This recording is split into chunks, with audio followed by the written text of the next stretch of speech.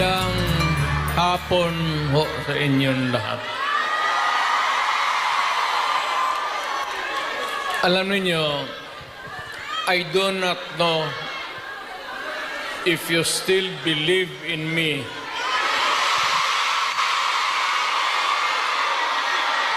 Pero nakatingin ako sa inyo. Ano ko,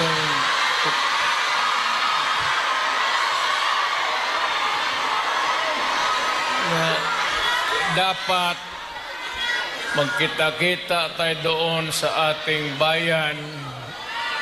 Kaya lang sa sitwasyon natin ngayon, kailangan talaga pumunta tayo sa ibang bayan maghanap buhay.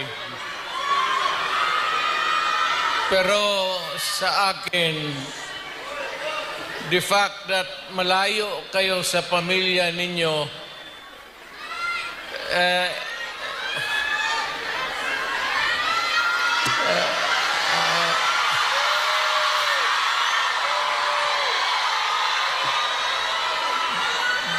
dama ko yung lungkot at alam ko yan. Kasi ganon rin ako noon. Almost 3 years sa labas ako nagtatrabaho. Well, nagtitraining para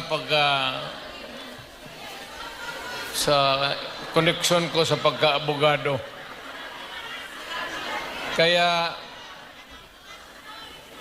OFW, yan ang pinakamasarap na magkikinig ako.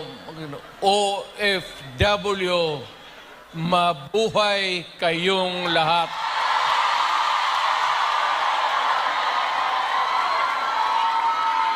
At ang mundo dapat magpasalamat na merong mga Pilipino na magpunta dito sa kanila, sa ibang bayan, para magtrabaho para sa kanila at para sa atin, makaipon ng pera para sa pamilya natin. Kasi, well, you know, it would take about 7 to 10 years bago mawala itong sitwasyon natin na ganito. But in the meantime, that we are not really ready economically to provide opportunities na trabaho para sa lahat, then I said, napipilitan tayo dito maghanap ng trabaho para sa ating mga pamilya. Kaya ako ngayon dito, this is not the first time that I have kaharap ko kayo. Tanggapin na lang natin kung ano ang nasa palad natin at magdasal tayo na yung pagod ninyo ngayon dito ang makinabang ang mga pamilya ninyo at ang mga anak ninyo. Mabuhay kayong OFW. Kaya yung lahat ng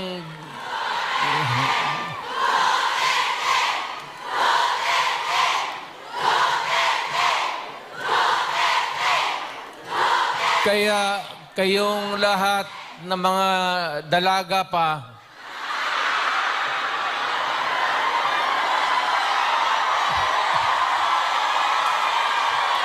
ilan ba kayo? Matagal pa naman ako dito, 1 buwan pa. Pakasalan ko kayong lahat. para lumigaya kayo at magkaroon ako ng maraming pera.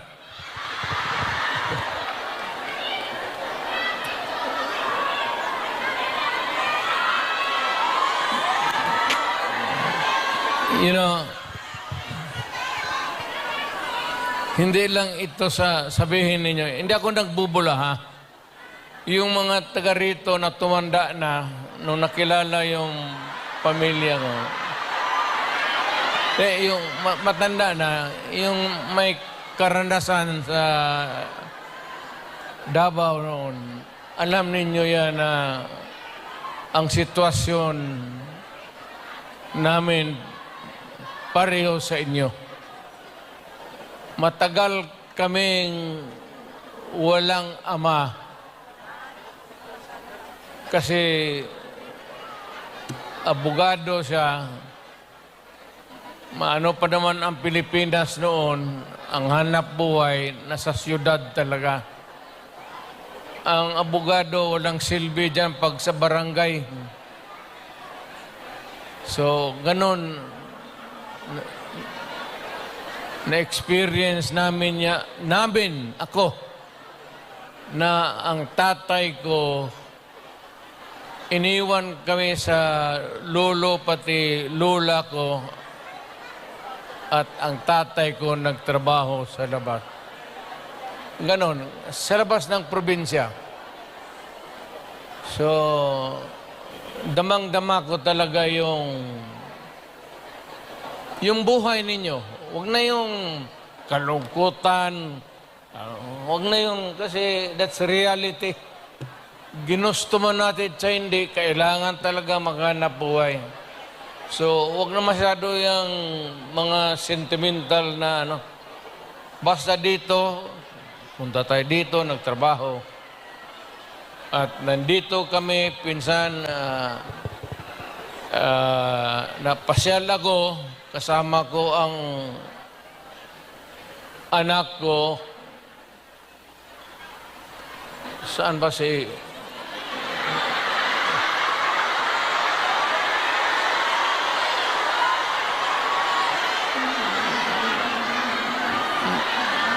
May anak ba ako dito sa labas sa inyo?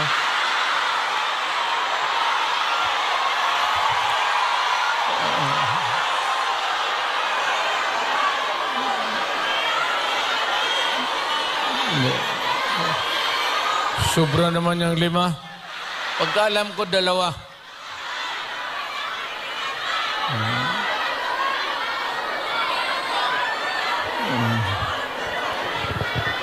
Saan ba pamilya ko?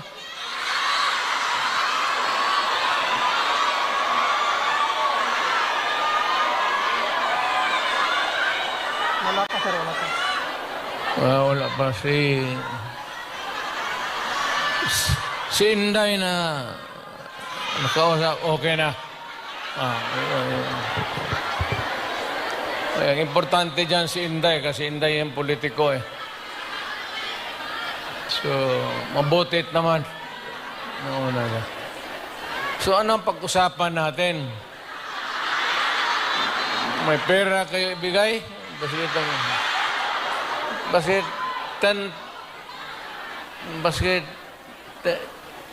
10 Hong Kong dollars lang. Marang makina ko kitain dito.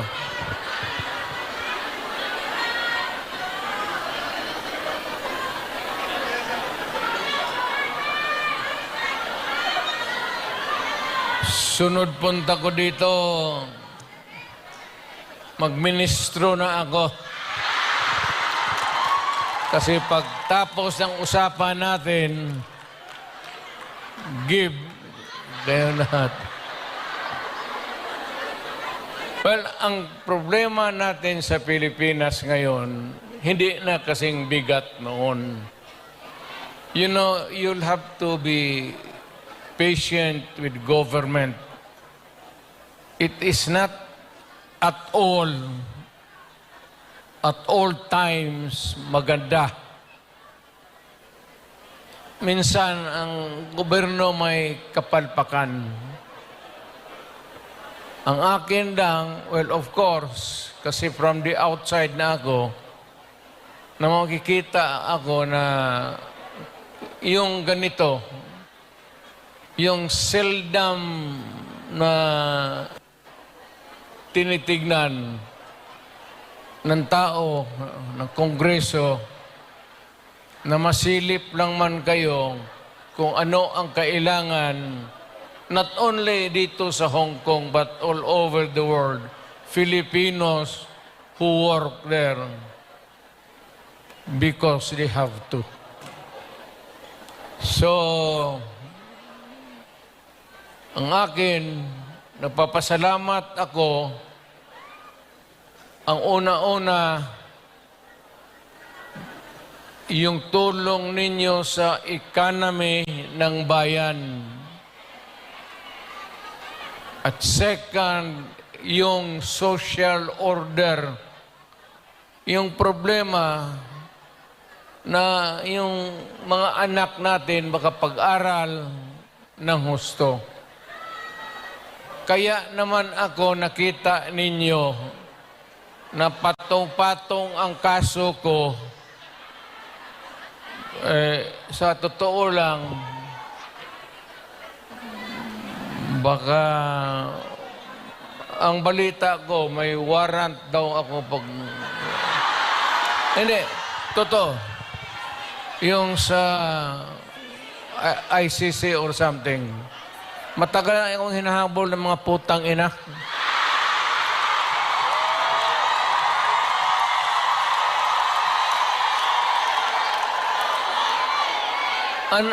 Ano man ang kasalanan ko, na ginawa ko man ang lahat sa panahon ko para may konting katahimikan at mapayapa ang buhay ng Pilipino.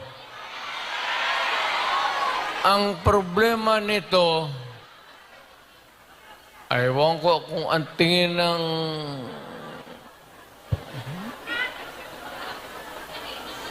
ako raw yung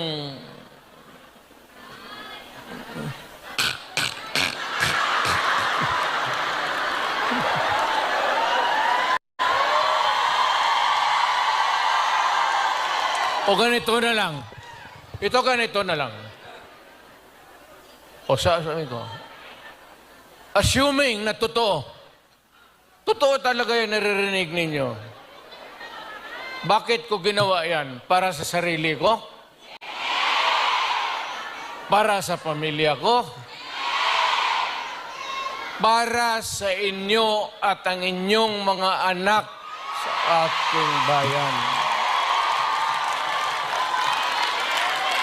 Kaya ako man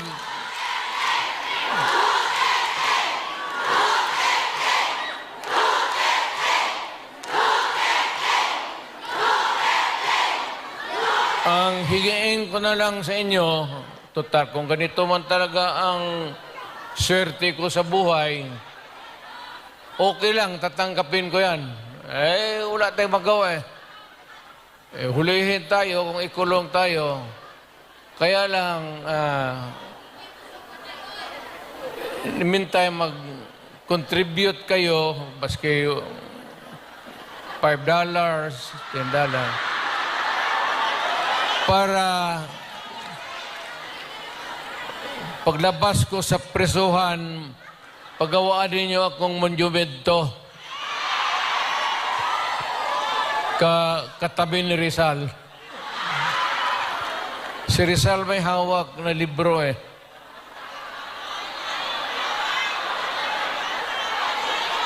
Akin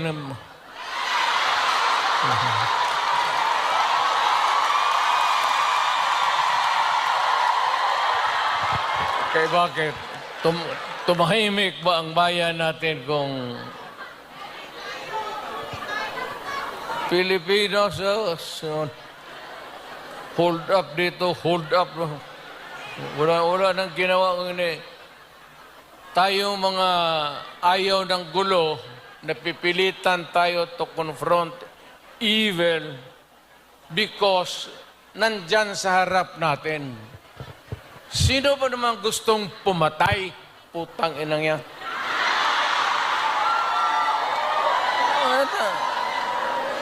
Bakit ako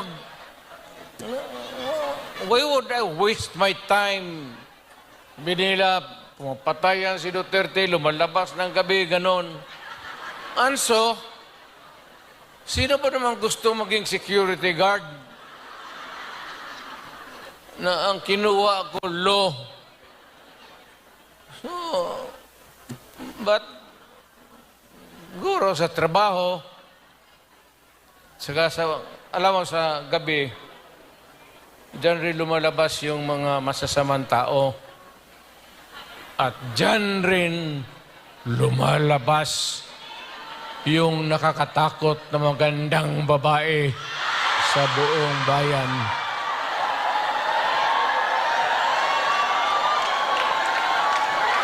Sino bang nakita ninyo maganda sa araw? Nakita?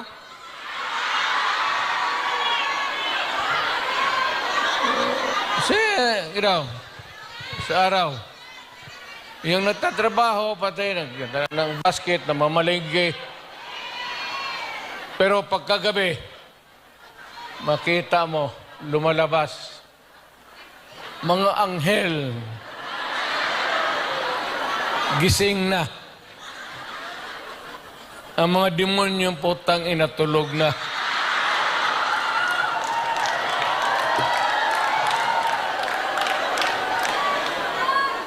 Hindi.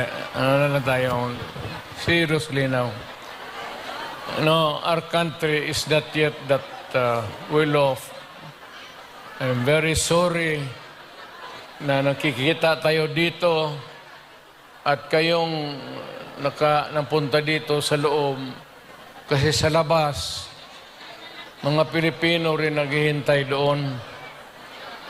So, sino may-ari itong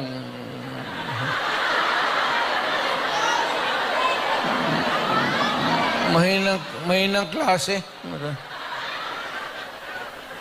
Siguro contribute lang tayo. Gawa natin third floor. For exclusive use. Para every Saturday makita-kita tayo.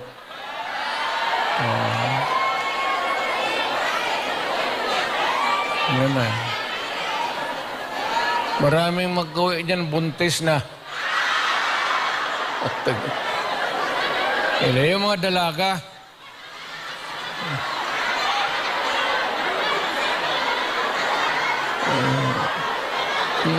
Mahirap kaya walang ano.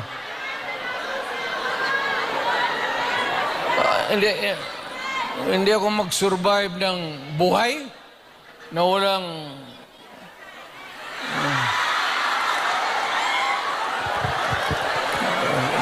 dito pa. Nandiyan ba asawa ko?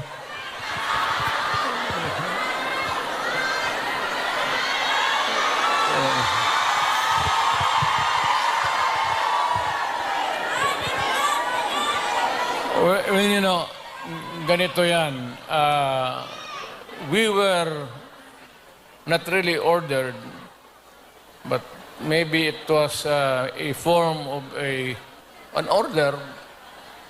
But ang dumating sa atin ay request from the Hong Kong authorities that we avoid talking about politics. Ako wala naman akong no plans to talk about politics. It's too early. I will talk about it sa Pilipinas. Doon na lang kayo makinig. I'm not trying to na kayo you vote for I leave it up to you to decide for your own kung ano talaga ang mabuti para sa bayan. Pero kung ano kayo, if you have to listen to some advice, maybe you can consider the advice ng former president. An advice that is only good for the country. I am not talking about any candidate, but the interest of the Philippines. So, but meron akong mga kaibigan na nandito. Grupo kami dumating. I happen to promise my... Sa ano nga yung... Wala pang asawa ko.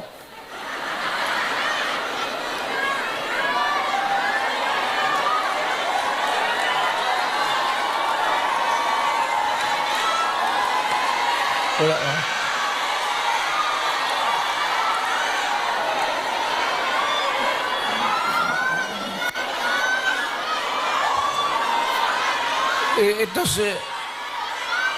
Ito si Hanelet kasi, ang asawa ko, overseas worker niya.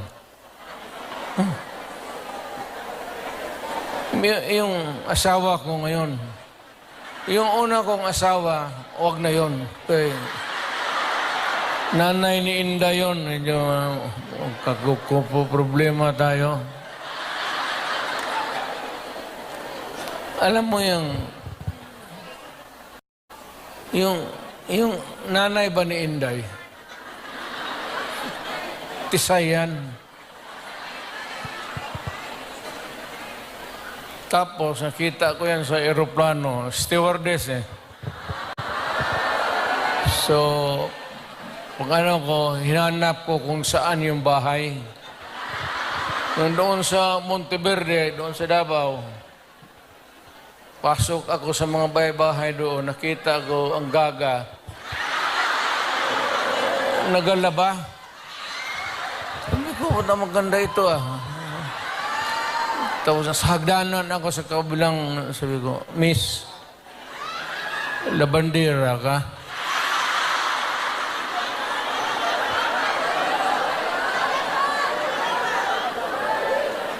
Ewan ko kung sino taga-Davao dito.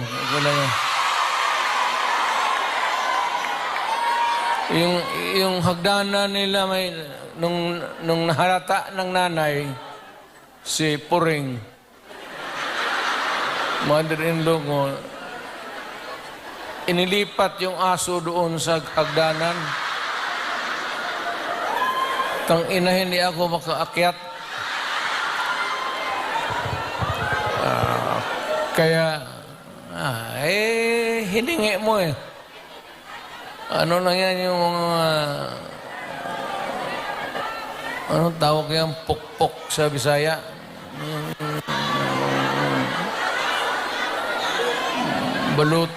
Balutin mo ng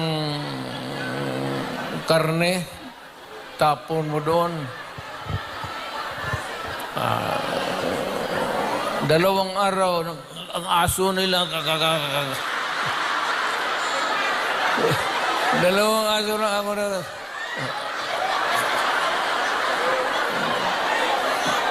Tangina mo.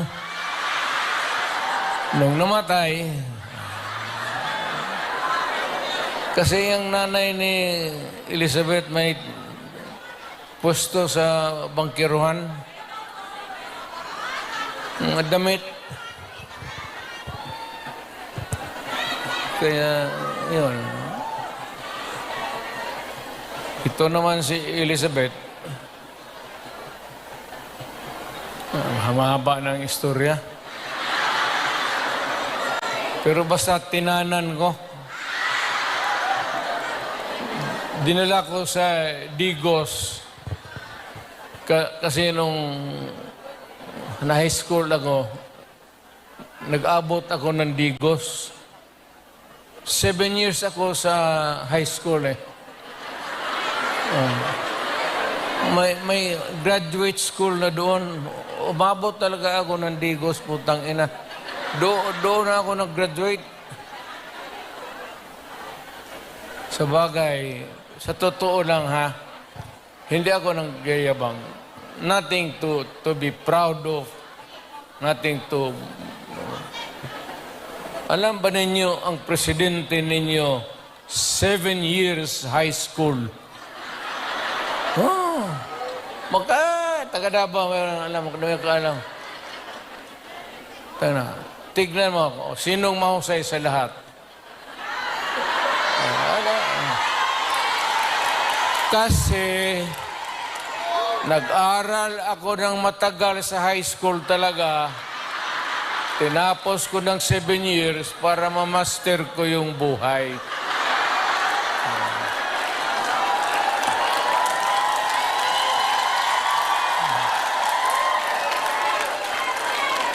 Ngayon, noon magpunta ako dito, magpunta kami ng pamilya, wala man kaming kilala. Ngayon, magpasok ako sa harap ninyo, mayabang na. Mga kababayan, ano bang sunod ang gagawin natin? Ano ba itong Pilipinas? Maligaya kayo o hindi? Ay, maligaya pala ka. Sa bahay, hindi na. Yung Inday na. Yun ang maldita. Di ba sinabi ko sa inyo, sino yung mga matatanda dito, nanan? Di ba sinabi ko sa inyo, maliit pa yan si Inday? Sinabi ko na sa inyo, maldita yan, bantay kayo. So, nakita nila nagbugbog ng pulis. Hindi lang yon. Hindi, yung nakita lang ninyo sa TV, maraming binugbog yan, mga driver. Mamili kayo ng kalaban. Hindi, mano yan si Inday. Bright, smart, pero mainit ang ulo.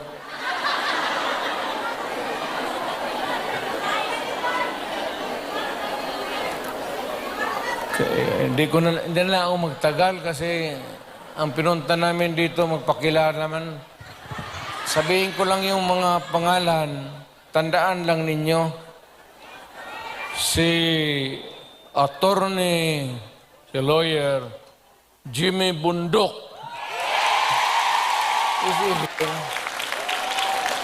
Kaya, nandito pala eh. Then we have General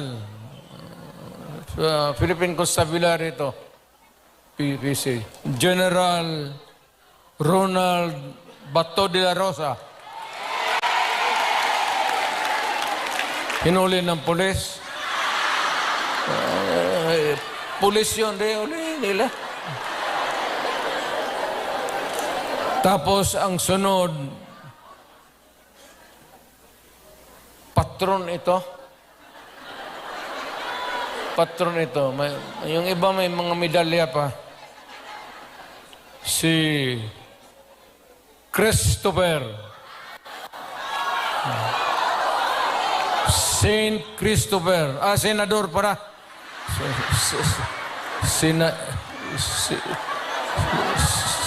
Senador Christopher. Lawrence Bongo.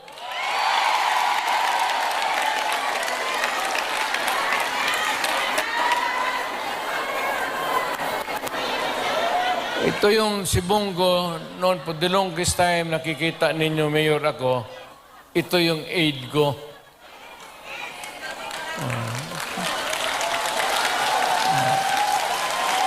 My first aide was a military man. Si Lieutenant, si Jimboy. Kabarkada niya, namatay. Tapos sabi niya, kung wala pa akong kapalit, many years ago, nag-volunteer siya. Sabi ko, sige. Pero mahusay, Senator Bongo. Pero walang ito bright ito. Bright talaga ito. Chinese eh. Ang check, magkwenta ito sa yung mga finances namin, gano'n. Hindi na magamit ng calculator. Dito lang. Putang ako nga, 1 plus 1, 3 na.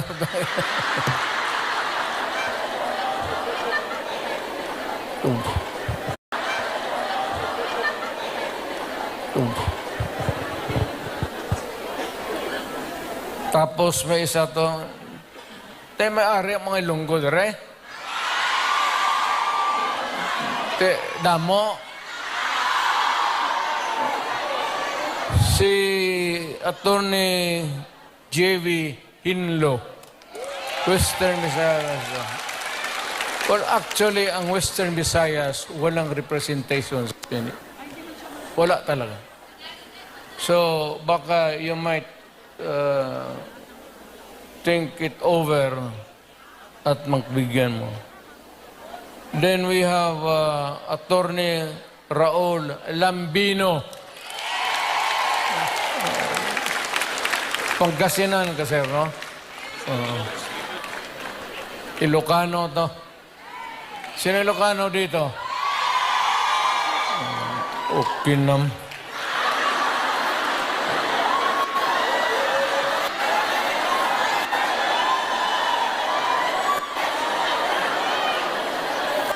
Ang sunod si Rodante Marcoleta. Is a very decent man.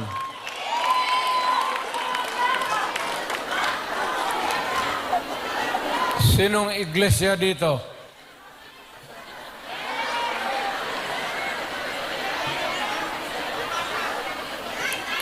Kandidato natin yan, ha?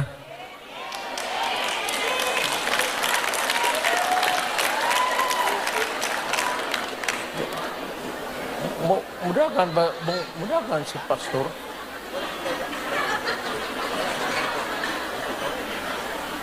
Kibuloy mo dagan?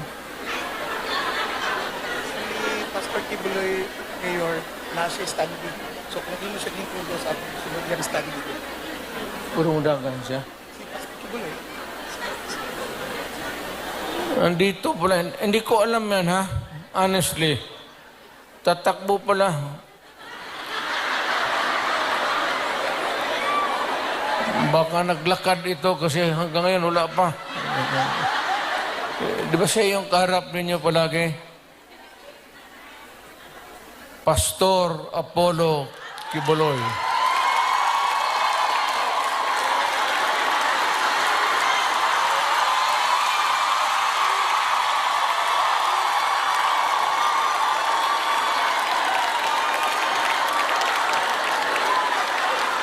Tingnan yung relo niya, pati relo ko. Pareho.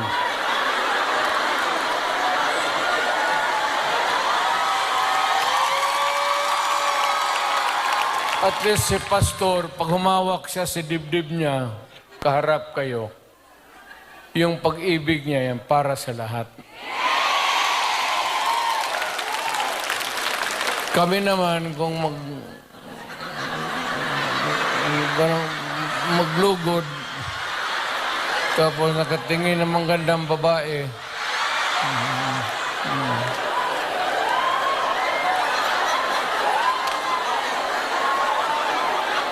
Gano'n nga. Pero yung mga gano'n na I am proud to meet you, mga gano'n na style. Pero yung mga gano'n, tapos, huwag yan.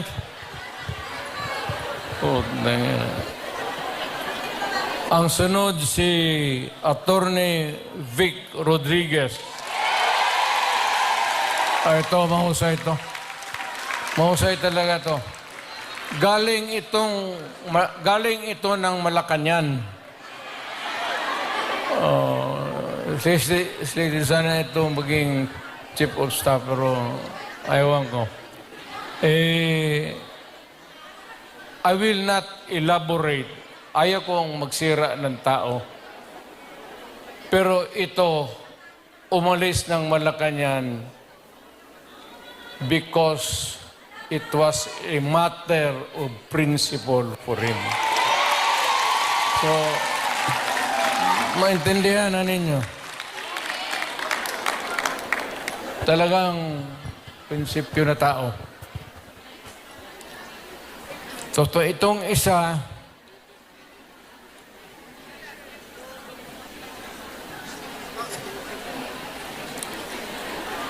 gusto magdagdag ito ng babae sa buhay niya.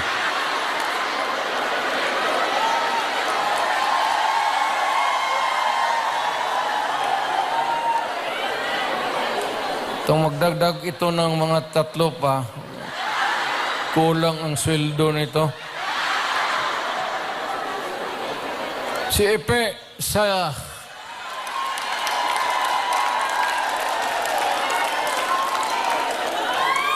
Yan. Oh, kita mo?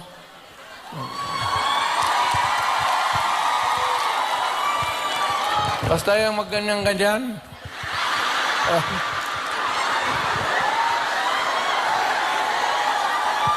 Style bulok. Oh.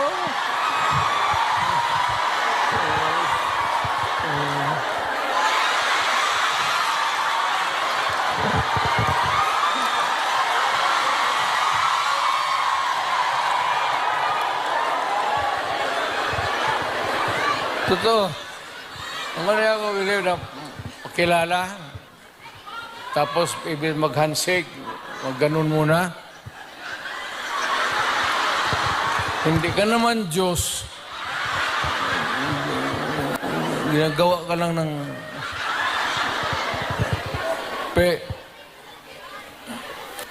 ibahin mo.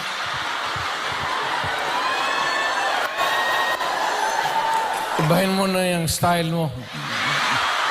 Bulok na yan.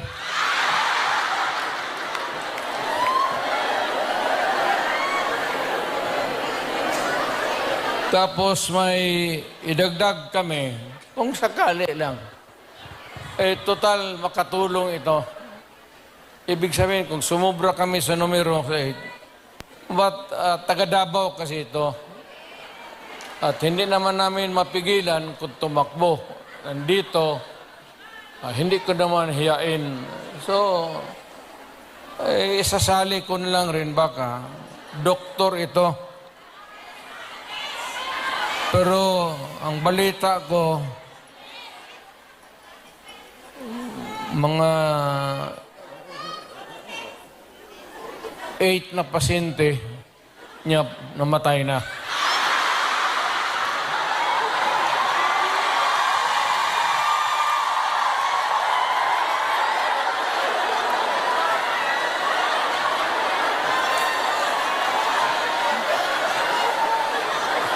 Either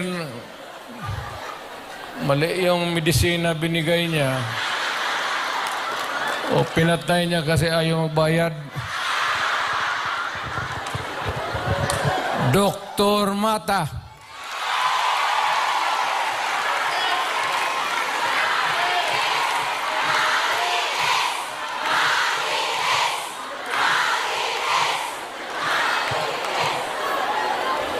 Kumpiyansa kayo niya. Sa totoo lang sa lahat na mahiya lang ako sa lahat na binasa ko, at least 2 lang ang 3 ang medyo matino dito.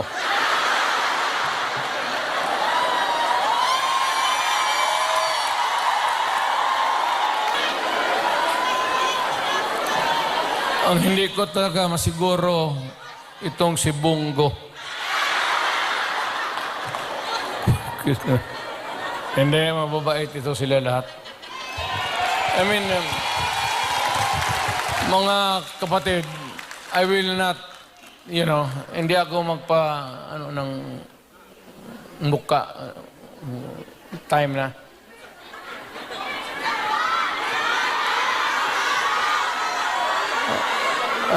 Ito Ikaw yung manager dito? yung mag-protocol, Mayor, na si Robin Padilla sa dito ng uban. 20 minutes pa, 20 minutes pa, 20 minutes.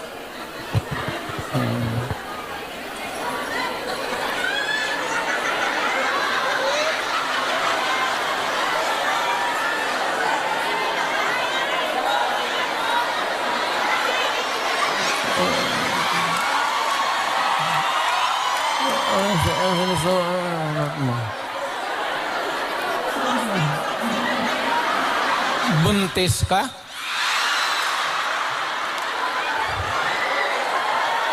Imposible naman. Surat mo uli.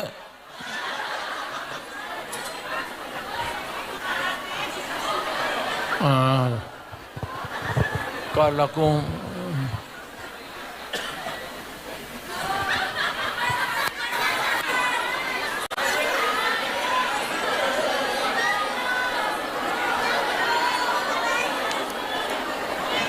tayo talaga itong babae.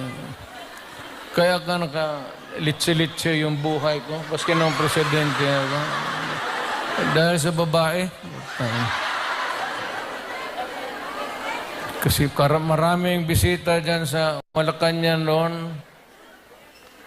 Tapos may makita ako babae na maganda. Unahin mo yon. Bakit magreklamo mo? Pinabuntisan ako ng gwardya mo sa... Tangina. Dito tayo sa party list. Si Harold Duterte. Alam mo, I have not... Hindi ko na nakilala itong... Nandito ba? Hindi ko talaga nakilala ito. Oo.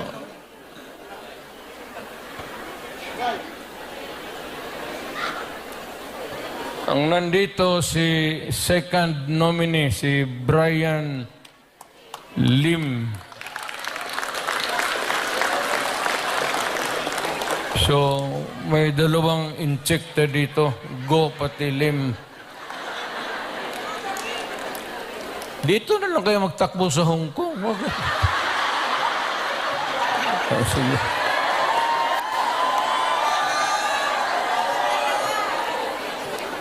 Then pangatlo si Johnny Toleran. Walang sinabi, walang binatbat o wala?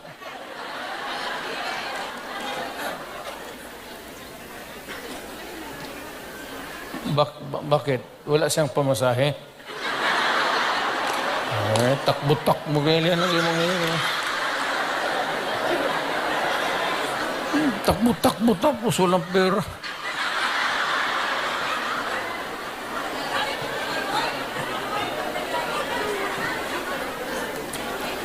Ano pa ba? Ano pa ba ang... Seriously now, ano pa ba ang dapat ninyong malaman? Well, one is that we're trying really to improve the governance of the country to help. Lalo na kayo who are here working, sending the remittances, the money, to make your family stronger. I would encourage you to, number one, pray to God that you will persevere. Hindi naman tiis, pero yung mag-persevere ka sa trabaho ninyo. Kasi pag ako, kung hindi na mayor, mag-apply na rin ako dito sa Hong Kong. Hindi man ako maghiya magtrabaho ng bagahe, kaya wala mang kilala sa akin. Just pray to God and rest assured that we are doing everything we can to really improve our country.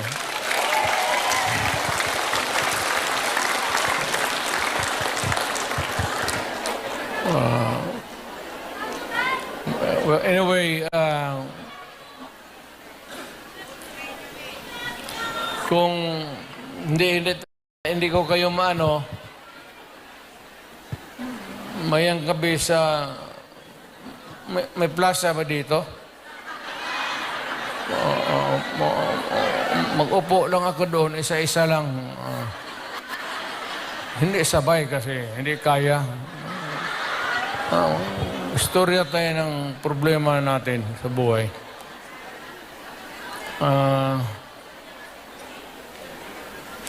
Ano ba problema ninyo?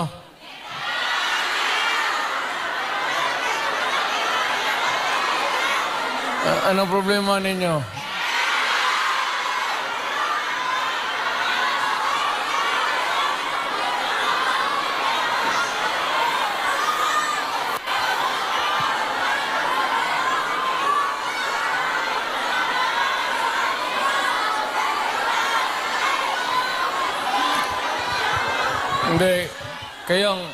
Hindi ako nagbibiro ha, hindi ako nagpapatawa. Kayong may mga asawa, keep your faith in the marriage. Huwag kayong magbitaw dyan sa temptation, ano. You're here to help your family and do it. Do not waste it in some other things na activities that would destroy the family and destroy you. Ang akin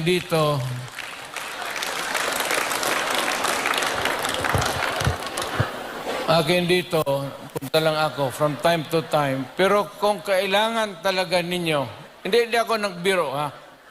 Kung kailangan talaga ninyo, if you want something kung sakali brought to the attention of the authorities here in Hong Kong, whatever it is, problem, makausap natin, I am willing to do it. Malapit lang naman, it's 1 hour 30. Hong Kong and Davao City are equidistant. 1 hour 30 minutes lang rin ang... So, I can come. Kung ano lang, huwag kayo pabigla-bigla. Huwag kayo mapabigla-bigla. Kung hindi mo kaya, sino bang... Yung leader ninyo. Kung hindi ninyo kaya, baski ano klase yung problema. Kung hindi na ninyo kaya, tawagan ninyo ako.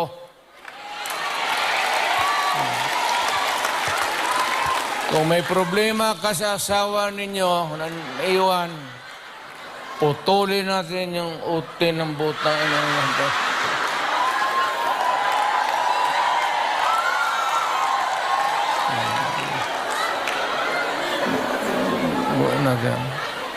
Basta, nandyan lang ako sa Davao. Matagal ako nagserbisyo. I started as a prosecutor. I was doing trial work in court. Then vice mayor, mayor for the longest time. Alam ko ang... basta alam ko. Okay na to.